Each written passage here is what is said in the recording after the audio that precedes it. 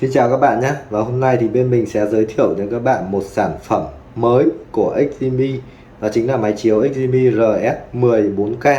Thì cái sản phẩm Xzimi RS10 4K này vừa mới ra mắt vào tháng 5 năm 2024, tức là chỉ mới cách đây vài ngày thôi. Và bên mình cũng đã nhanh chóng đặt ngay Xzimi RS10 này về Việt Nam để có thể làm review cho các bạn. Thì có hai sản phẩm RS10 mới ra, đó chính là Xzimi RS10 4K và Xzimi RS10 Pro cũng là 4K. Tuy nhiên thì độ sáng của hai máy sẽ khác nhau. Con Xzimi RS10 này sẽ có độ sáng là 3200 ANSI, còn đối với lại Xzimi RS10 Pro sẽ có độ sáng là 4600 ANSI. Còn về ngoại hình thì hai con máy này y chang nhau nha các bạn, nên là mình sẽ review về ngoại hình. Về ngoại hình mình sẽ chỉ nói một con thôi, còn hai con Pro và con 4K thường nó sẽ có ngoại hình là giống hệt nhau. Về tông màu chủ đạo thì Xzimi RS10 4K được thiết kế theo tông màu trắng kem. Và nếu như nhìn qua thì các bạn có thể nghĩ rằng là cái vỏ của con RS10 này được thiết kế là vỏ nhôm, nhưng mà thực ra là cái vỏ này nó hoàn toàn làm bằng nhựa nha các bạn. Từ cái gimbal đến cái phần thân máy này đều 100% làm bằng nhựa màu trắng kem. Nhìn với cái màu sắc này thì nó sẽ rất là phù hợp để các bạn làm trang trí trong các cái đồ gia dụng trong nhà. Rất là dễ để phối màu với các thiết bị nội thất trong nhà. Sẽ có một sự khác biệt một chút trên cái dòng RS10 4K Pro và RS10 4K, đó chính là cái phần mặt trên này của máy. Thì dòng 4K Pro nó sẽ được làm bằng da thật, cũng là cái tông màu như này nhưng mà nó làm bằng da thật. Còn trên con RS10 4K thường thì sẽ là nhựa giả da.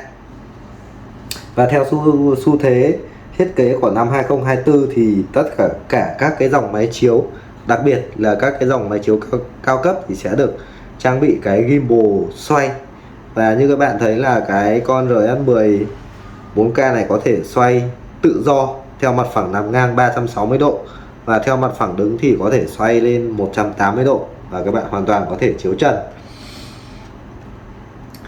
RS10 4K được trang bị một tấm bảo vệ trượt tự động, tức là khi các bạn khởi động máy thì cái tấm bảo vệ này nó sẽ trượt xuống, và khi đó thì mới lộ ra cái phần thấu kính của máy chiếu. Còn khi mình đang tắt máy đây thì cái tấm bảo vệ này nó sẽ tự động trượt lên để che bảo vệ cái phần thấu kính ở phía bên trên máy.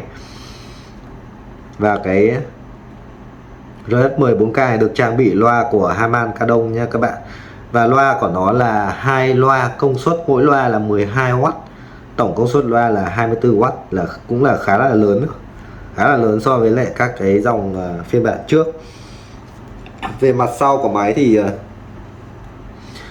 các cái cổng kết nối được giảm bớt đi. Chúng ta sẽ có hai cổng USB 2.0 nha các bạn, và một cổng HDMI, ERC, một nút nguồn. Dây cắm nguồn của máy chiếu thì sẽ cắm trực tiếp vào cái gimbal này các bạn nhé. Nó sẽ có một cái lỗ cắm nguồn ở phía dưới của gimbal này. Có một sự khác biệt nữa giữa dòng Xzimi RS10 4K thường và RS10 4K Pro, đó chính là cái gimbal của 4K Pro thì sẽ có tính năng xoay tự động, xoay bằng điện đó. Còn cái RS10 4K thì sẽ xoay bằng cơ, tức là mình sẽ sử dụng một lực tay cũng rất là nhẹ như này thôi để xoay điều chỉnh các góc chiếu. Còn đối với dòng 4K Pro thì sẽ xoay bằng điện. Thì theo như mình đánh giá, cái tính năng xoay bằng điện nó cũng thực sự là chưa hữu dụng lắm, nhất là đối với các bạn nào nếu như các bạn có cái sở thích là treo trần, thì cái tính năng xoay bằng điện các bạn chỉ sử dụng đúng có một lần đầu tiên khi mà các bạn treo máy lên. Còn trong quá trình sử dụng thì chúng ta hầu như là sẽ không sử dụng đến cái tính năng xoay bằng điện nếu như mà đã cố định màn chiếu và máy chiếu. Bây giờ thì mình sẽ test một vài video cho các bạn xem chất lượng hình ảnh của máy chiếu nhé. Thì mình đã đặt máy RS10 lên bàn và chiếu lên cái màn chiếu 100 inch trắng. Phòng mình đang có chút ánh sáng nhẹ nhé. Thì cũng phải thông tin đến các bạn là các cái dòng máy chiếu của XGMI từ năm 2024 trở đi sẽ cái phần cài đặt của máy đó nó sẽ không có tiếng Anh nữa, mà nó sẽ hoàn toàn là tiếng Trung như thế này. Và nếu như các bạn muốn chỉnh cài đặt trong máy thì các bạn buộc phải sử dụng cái tính năng Google dịch của Google thôi, chứ không có cách nào khác cả. Phần cài đặt của máy XGMI đã loại bỏ cái phần tiếng Anh, cái ngôn ngữ tiếng Anh ra, và chỉ còn tiếng Trung như vậy thôi.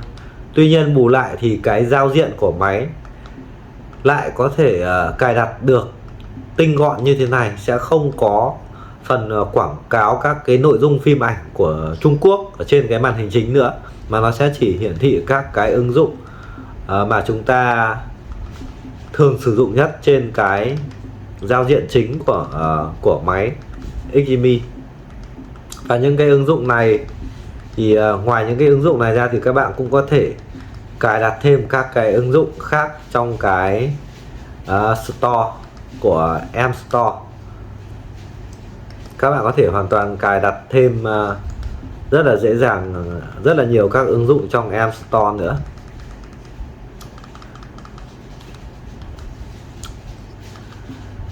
XGMI RS10 4K thì sẽ có một số những cái tính năng chính, nhất là về cái nguồn sáng. Nguồn sáng thì XGMI RS10 4K sử dụng nguồn sáng Dual 2.0, tức là sự kết hợp của laser 3 màu và thêm một cái nguồn sáng LED nữa để giảm cái sự nhiễu hạt, tức là cái đốm của laser 3 màu.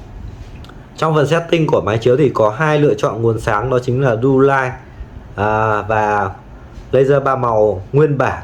Thì hai cái lựa chọn này khác nhau ở chỗ đó chính là cái Dual thì nó sẽ giảm cái hiện tượng đốm trên cái hiện tượng nhiễu hạt của hình ảnh đó. Tuy nhiên thì cái Dual nó cũng đồng thời làm giảm luôn cả cái độ tương phản của hình ảnh đi. Và cái độ tương phản mà giảm thì cái chi tiết của hình ảnh, nhất là trong các cái bộ phim mà có nhiều cảnh tối thì các cái chi tiết tối nó sẽ bị giảm đi, và nó cũng giảm đi khá là nhiều nha các bạn. Nên là chúng ta có một cái sự đánh đổi ở đây. Muốn hình ảnh không có đốm thì các bạn phải chấp nhận giảm cái độ tương phản và làm giảm cái chi tiết của hình ảnh. Còn nếu như các bạn lựa chọn laser 3 màu nguyên bản thì cái độ tương phản của nó sẽ là cao nhất, và khi đó thì cái chi tiết hình ảnh nó cũng sẽ hiển thị là cao nhất. Ngược lại thì có cái hiện tượng đốm của laser 3 màu. Nên là việc lựa chọn cái nguồn sáng này là nó lựa chọn của các bạn. Nếu như các bạn thấy xem lựa chọn nguồn sáng laser 3 màu nguyên bản mà nó không ảnh hưởng gì đến mắt các bạn thì các bạn cứ chọn cho mình cái chế độ là laser 3 màu nguyên bản, tức là cái thứ hai này. Còn nếu như các bạn mà cảm giác như là cái chế độ laser 3 màu nguyên bản này xem nó khó chịu cho mắt thì các bạn hãy lựa chọn cái Dual này. Nó sẽ giảm cái hiện tượng đốm nhưng nó sẽ bị giảm đi cái độ tương phản. Còn đối với mình thì cái đốm của cái hiện tượng đốm này nó không có ý nghĩa gì đối với mắt của mình cả. Mình xem cái laser 3 màu nguyên bản này hoàn toàn ok, nó không hề ảnh hưởng gì tới mắt của mình. Còn đối với mình thì mình cứ chọn laser 3 màu nguyên bản mình xem thôi, thì cái độ tương phản nó cao nhất thì xem hình ảnh nó sẽ đẹp nhất. Thì trên con XGMI này vẫn có các cái tính năng 3D như các cái dòng máy chiếu khác. Một điểm khá là bất ngờ nữa đó chính là XGMI RS10 4K mặc dù rất là nhiều nâng cấp từ ngoại hình, nâng cấp đến nguồn sáng và nâng cấp các cái tính năng thông minh khác, nhưng mà cái mức giá của XGMI RS10 thì lại tương đương với lại mức giá của XGMI H6 phiên bản năm 2022 2023. Thì theo như đánh giá nhận xét của mình thì XGMI RS10 ra mắt vào năm 2024 này thì chắc chắn là cái dòng XGMI H6 cũng sẽ bị khai tử tức là thay thế bằng Ximi RS10. Và mình cũng sẽ chắc chắn là trong cái thời gian tới thì H6 sẽ giảm giá. Nếu như mà cùng cái mức giá như vậy thì chắc chắn là RS10 nó sẽ là một cái lựa chọn tốt hơn rất là nhiều so với lại Ximi H6. Còn đối với lại Ximi RS10 Pro, mình thấy có những cái điểm nâng cấp là: thứ nhất là cái gimbal xoay bằng điện, thứ hai là cái phần nắp trên của RS10 Pro làm bằng da, và thứ ba là độ sáng được nâng cấp lên 4600 ANSI. Nhưng cái mức giá của RS10 Pro lại chênh rất là nhiều so với lại RS10 4K, giá nó chênh lên đến 11-12 triệu.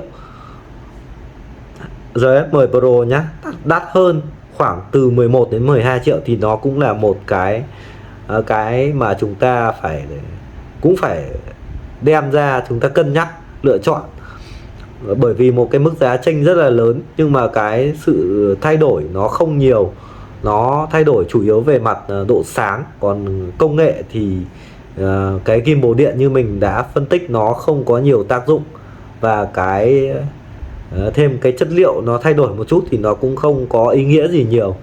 Nên là với cái mức giá như của RS10 Pro thì theo mình nhận xét thì chưa thể cạnh tranh được so với lại các cái dòng máy chiếu khác của các cái hãng khác như là Vida hoặc là GMGO.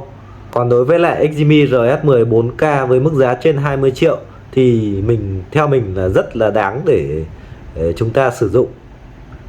Rất là hiếm có trong các cái dòng máy chiếu hiện nay trên thị trường, máy chiếu 4K đó trên 20 triệu, sử dụng nguồn sáng laser 3 màu và gimbal thì rất là đẹp và thiết kế rất là đẹp. Nó rất là đáng để các bạn trải nghiệm, để các bạn sử dụng. Và nếu như các bạn có nhu cầu tư vấn thêm về các cái dòng máy khác như là của Vida, của GMGO thì các bạn hãy liên hệ với bên mình nhé. Mình chắc chắn là sẽ đưa ra cho các bạn một cái lựa chọn tốt nhất trong cái phân khúc giá đó.